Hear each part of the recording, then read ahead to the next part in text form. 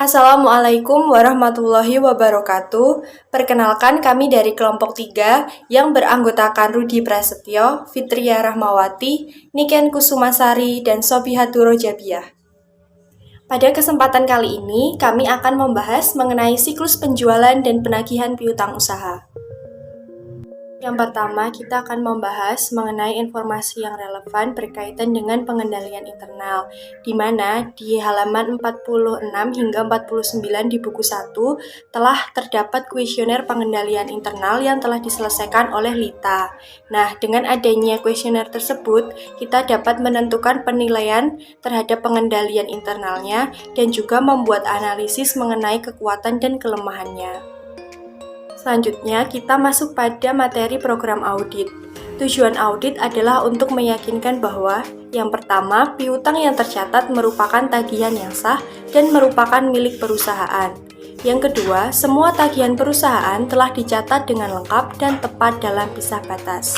Yang ketiga, cadangan piutang tidak tertagih atau penghapusan piutang telah dinilai dengan cukup memadai. Yang keempat, ada piutang yang dijadikan jaminan atau dihipotekan telah diungkapkan dalam laporan keuangan secara memadai. Dan yang terakhir, piutang telah diklasifikasikan dengan tepat. Yang selanjutnya adalah program audit. Dengan tujuan audit adalah untuk meyakinkan bahwa yang pertama, hasil penjualan yang tercatat merupakan milik perusahaan. Yang kedua, semua hasil penjualan telah dicatat dengan akurat, lengkap, dan tepat dalam pisah batas. Yang ketiga, hasil penjualan telah diklasifikasikan dengan akun yang tepat dan pendapatan di luar usaha dicantumkan secara terpisah sebagai pendapatan lain-lain pada laporan laba rugi. Yang keempat, metode pengakuan penjualan harus sesuai dengan sifat kegiatan perusahaan tersebut dan prinsip akuntansi yang tepat. Dan yang terakhir, hal-hal yang perlu diungkapkan harus dijelaskan dalam laporan keuangan disertai dengan catatan yang memadai. Yang selanjutnya, kita masuk pada prosedur audit untuk pengujian ketaatan, baik itu untuk piutang usaha dan penjualan. Untuk melakukan pengujian ketaatan terhadap piutang usaha dan penjualan, kita bisa melakukan pemeriksaan secara sampel terhadap bukti penjualan seperti bukti faktur penjualan dan juga surat jalan. Untuk sampel bukti piutang bisa memeriksanya pada bukti penerimaan kas. Sampel diambil dengan memeriksa beberapa bukti penjualan setiap bulannya atau secara penuh untuk beberapa bulan, terutama yang mempunyai tingkat penjualan yang tinggi. Yang selanjutnya, kita masuk pada prosedur audit untuk pengujian kewajaran piutang usaha dan juga penjualan. Untuk memulai pengujian kewajaran terhadap piutang usaha, bisa mendapatkannya dari daftar piutang usaha. Daftar tersebut terdiri atas nama, alamat pelanggan, nomor bukti, tanggal, dan jumlahnya. Setelah itu, dicocokkan dengan saldo yang ada di buku besar. Yang selanjutnya, saya akan menjelaskan mengenai lampiran atau lebih tepatnya itu formulir yang dikirimkan dari PT Sugus kepada beberapa partner kerjanya, di mana tujuan dari formulir ini adalah untuk memeriksa kebenaran rekening partner kerjanya tersebut terhadap PT Sugus gitu. Nah, di sini teman-teman bisa melihat di dalam PPT, contohnya yang itu pertama adalah PT Merdeka. Nah, kepada yang terhormat Manajer Akuntansi dan Keuangan PT Merdeka Jalan Merdeka nomor 5 Cianjur. Nah, saudara yang terhormat, kami mohon bantuan saudara untuk memeriksa kebenaran rekening saudara pada PT Sugus seperti tersebut pada formulir di bawah ini. Nah, tanda tangani dan kembalikanlah formulir tersebut langsung pada akuntan kami dengan menggunakan amplop terlampir. Jika jumlah tersebut tidak sesuai dengan pembukuan saudara, jelaskanlah perbedaan itu selengkapnya.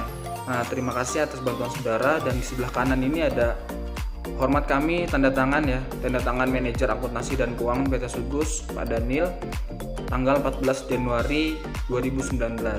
Nah, lalu di bawahnya itu yaitu PT Merdeka menjawab formulir dari PT Sugus secara terlampir ya. Nah, ini ya, teman-teman bisa dilihat di bawahnya, ini bukan permintaan pembayaran. Nah, kantor akuntan publik Krisanti dan rekan di Jakarta. Saudara yang terhormat, saldo utang kami pada PT Sugus pada tanggal 31 Desember 2018 adalah sebesar 103.960.000 adalah cocok. kecuali Rp 10 juta atau 10 juta rupiah yang telah kami lunasi pada tanggal 27 Desember tahun 2018. Jadi di sini PT Merdeka mengakui adanya hutang kepada PT Sugus sebesar 103.960.000 dan kecuali 10 juta yang telah dilunasi pada tanggal 27 Desember 2018 kayak gitu. Yang selanjutnya, PT Sugus mengirimkan formulir kepada PT Rimba ya untuk memastikan kebenaran rekening. Nah, lalu PT Rimba membalas formulir tersebut kepada PT Sugus. Nah, teman-teman bisa dilihat, saudara yang terhormat, saldo utang kami pada PT Sugus pada tanggal 31 Desember 2018 sebesar 27.500.000 adalah cocok, kecuali 11 juta rupiah yang telah dilunasi pada tanggal 28 Desember 2018 atas penagihan faktur dari tanggal 1 Desember 2018. Nah, yang selanjutnya PT Sugus mengirimkan formulir kepada PT Wahana untuk memastikan rekening. Jadi PT Wahana membalas kepada PT Sugus yang berisi bahwa saldo utang kami kepada PT Sugus pada tanggal 31 Desember 2018 sebesar Rp151.500.000 adalah cocok, kecuali Rp1.500.000 yang telah kami lunasi dengan giro Bank Bini yang jatuh tempo pada tanggal 27 Desember 2018. Yang selanjutnya, formulir dari PT Sugus yang ditujukan kepada PT Sejahtera, dan PT Sejahtera menjawab bahwa saldo utang kami pada PT Sugus pada tanggal 31 Desember 2018 sebesar Rp107.871.500 adalah cocok, kecuali 22 juta di mana jumlah tersebut baru kami terima barangnya pada tanggal 3 Januari 2019. Lalu yang selanjutnya kepada PT Zebra Pratama. Nah, PT Zebra Pratama menjawab bahwa saldo utang kami pada PT Sugus pada tanggal 31 Desember 2018 sebesar 55 juta adalah cocok, kecuali 15 juta yang belum kami lunasi. Jadi utang kami sebesar 70 juta rupiah, di mana 70 juta rupiah ini dari 55 juta dan tambahan utang 15 juta. Jadi total ada 70 juta. Lalu yang selanjutnya kepada PT Zera. PT Zera menjawab bahwa saldo utang kami kepada PT Sugus pada tanggal 31 Desember 2018 sebesar 159 juta adalah cocok, kecuali Rp400.000 yang telah kami lunasi dengan giro Bank BIIB yang jatuh tempo pada tanggal 28 Desember 2018. Yang selanjutnya yaitu kepada PT Tempo, dan PT Tempo menjawab bahwa saldo utang kami kepada PT Sugus pada tanggal 31 Desember 2018 sebesar 15 juta rupiah adalah cocok, kecuali 15 juta rupiah tersebut sudah kami lunasi dan kami tidak mempunyai hutang pada PT Sugus. Artinya PT Tempo sudah tidak mempunyai hutang kepada PT Sugus. Lalu yang selanjutnya lampiran yang ditujukan atau formulir yang ditujukan kepada Forbox CNC. Nah, di sini Forbox CNC sudah mengakui kebenaran rekening atau mengakui utang Forbox CNC kepada PT Sugus yaitu sebesar $20.000. Maka dari itu teman-teman bisa dilihat yang di bawah except atau kecuali itu tidak diisi karena Forbox CNC sudah mengakui kebenaran rekening dan mengakui utangnya kepada PT Sugus. Maka dari itu manajemen dari Forbox CNC yaitu Julian Morels langsung tanda tangan gitu. Nah, lalu yang selanjutnya hampir sama seperti Forbox CNC yang sebelumnya. Di sini suratnya atau formulir ditujukan kepada Royal INC. Nah, di sini Royal INC sudah mengakui kebenaran rekening dan sudah mengakui utangnya kepada PT Sugus yang sebesar $40.000 kepada PT Sugus. Maka dari itu manajer akuntansi dan keuangan mengirimkan surat lampiran dan tanda tangan kalau sudah setuju terhadap kebenaran rekening pada PT Sugus. Nah, dan formulir yang terakhir itu ditujukan kepada PT Pelita. Di sini PT Pelita menjawab bahwa saldo utang kami pada PT Sugus pada tanggal 31 Desember 2018 yang sebesar 10 miliar 357 juta 27.000 rupiah adalah cocok. Nah, di sini PT Pelita sudah mengakui utang tersebut dan sudah mengakui kebenaran dari rekening tersebut. Maka dari itu, manajer akuntansi dan keuangan dari PT Pelita mengirimkan formulir dan sudah ditandatangani. Baik, saya akan melanjutkan pembahasan selanjutnya. Pertama itu untuk indeks EE2, skedul ringkasan hasil dari konfirmasi positif piutang usaha. Nah, di sini sudah ada kolomnya, yaitu untuk keterangan, jumlah konfirmasi, jumlah dalam rupiah, persentase tahun berjalan, dan juga persentase tahun lalu. Untuk saldo menurut konfirmasi, itu jumlah konfirmasi 1 dengan jumlahnya itu ada 10 miliar 357 juta 27.600 rupiah. Nah, itu didapat dari PT Pelita. Kemudian untuk hasil konfirmasi itu 0. Untuk kembali melalui pos itu ada jumlah konfirmasinya 1, dengan tidak kembali itu 6 sebesar 742.114.140 rupiah. Nah, itu berasal dari tidak dijawabnya permintaan konfirmasi saldo piutang oleh PT Krakatau, PT Orientasi, PT Lestari, PT Nuansa, PT Koini, dan PT Usaha Lancar. Selanjutnya, untuk total yang dikirim itu ada 11 miliar 99 juta 141.740 rupiah. Nah, ini berasal dari buku 2 halaman 25, teman-teman bisa lihat, yaitu dari PT Krakatau, PT Orientasi, PT Lestari, PT Nuansa, PT Pelita, PT Queen, dan PT Usaha Lancar. Nah, itu tinggal dijumlahkan masing-masing jumlah per kliennya. Untuk total piutang usaha itu ada 11 miliar sekian. Nah, itu didapat dari neraca.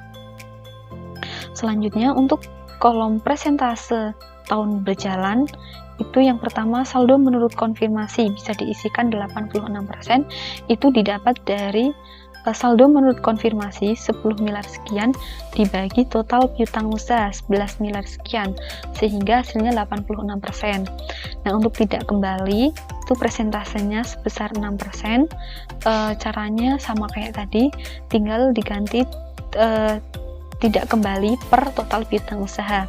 Begitupun untuk total yang dikirim dan juga total piutang usaha. Nah, untuk persentase tahun lalu, untuk baris total piutang usaha 8.497.922.298 rupiah itu didapat dari saldo tahun lalu. Nah, selanjutnya teman-teman bisa diisikan di kolom keterangan penjelasannya, yaitu untuk dikirim permintaan konfirmasi saldo piutang yang kedua kepada PT Krakatau, PT Orientasi, PT Lestari, PT Nuansa, PT Pelita, PT Queen, dan PT Usaha Lancar. Itu pun dijelaskan saldo menurut konfirmasi itu berasal dari PT Pelita, konfirmasi yang tidak dikembali itu berasal dari beberapa perusahaan, dan juga piutang usaha tahun lalu itu sebesar 8 miliar sekian. Dan dengan catatan tambahan itu tidak ada bukti konfirmasi atas piutang klien tahun sebelumnya. Nah, kemudian diperiksa oleh, ini bisa diisikan dengan nama teman-teman, tanggal 9 Februari 2019.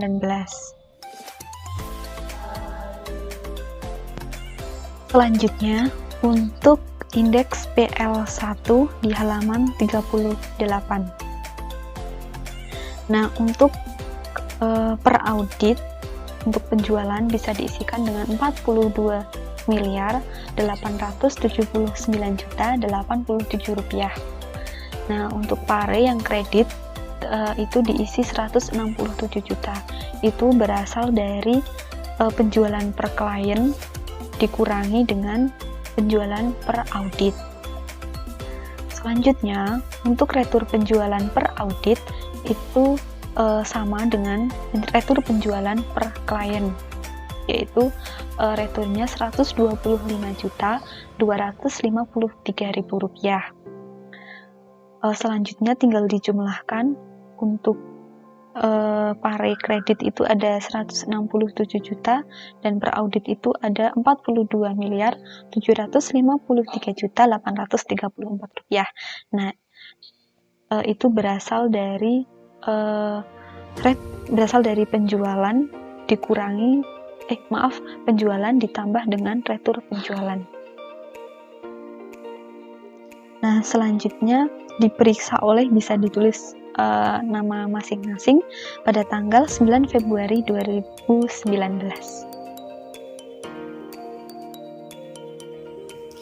Setelah melihat dan mengisi transaksi pada kertas kerja audit sebelumnya, maka terdapat beberapa catatan pemeriksaan, yaitu kami telah melakukan compliance test dan substantive test penjualan secara bersama dengan memeriksa faktur penjualan dan surat jalan dengan mencocokkan dengan buku penjualan secara detail untuk bulan Desember 2018. Pemeriksaan tersebut dilakukan dengan memberikan atau memperhatikan dua hal.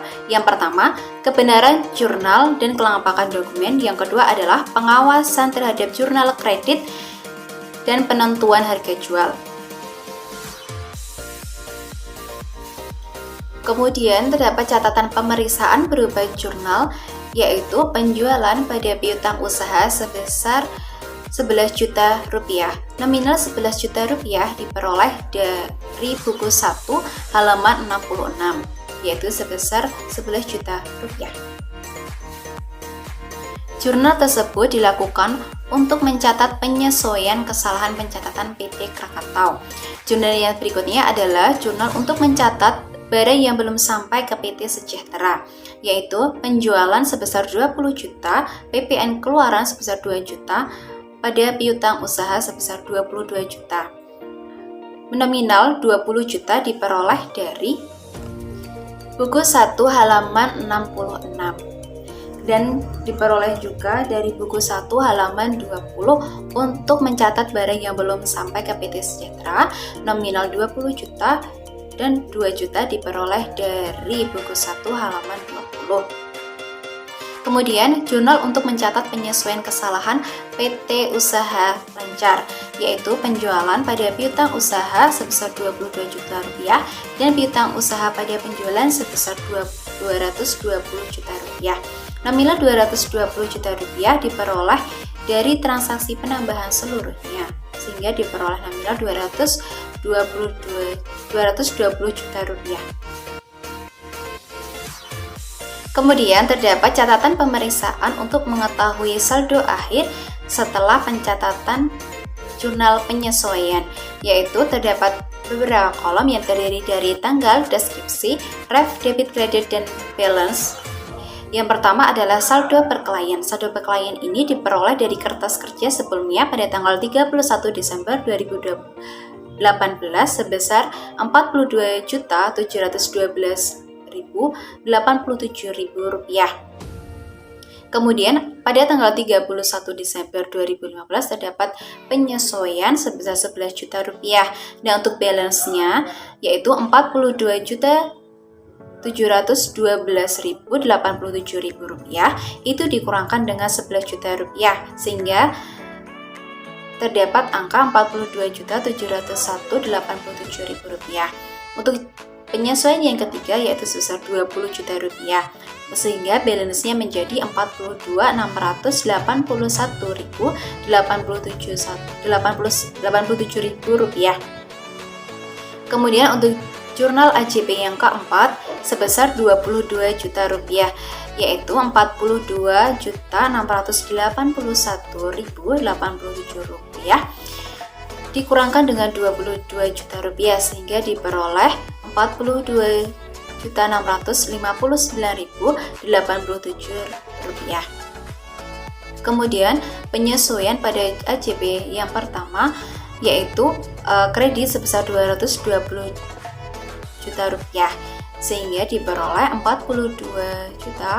Rp42.879.087. Nah, kesimpulan dari catatan pemeriksaan yaitu, menurut pendapat kelompok kami, saldo penjualan masih belum disajikan secara wajar dan masih memerlukan banyak penyesuaian sebelum dapat dikatakan sesuai dengan standar akuntansi keuangan yang berlaku umum.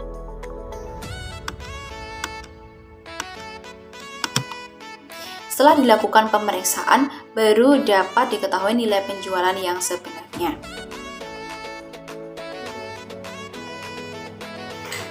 Untuk yang selanjutnya adalah kertas kerja audit mengenai uji pisah PTS penjualan. Di dalam kertas kerja audit ini menerangkan mengenai surat jalan dan faktur penjualan. Surat jalan atau disingkat dengan SJ, faktur penjualan disingkat dengan FT.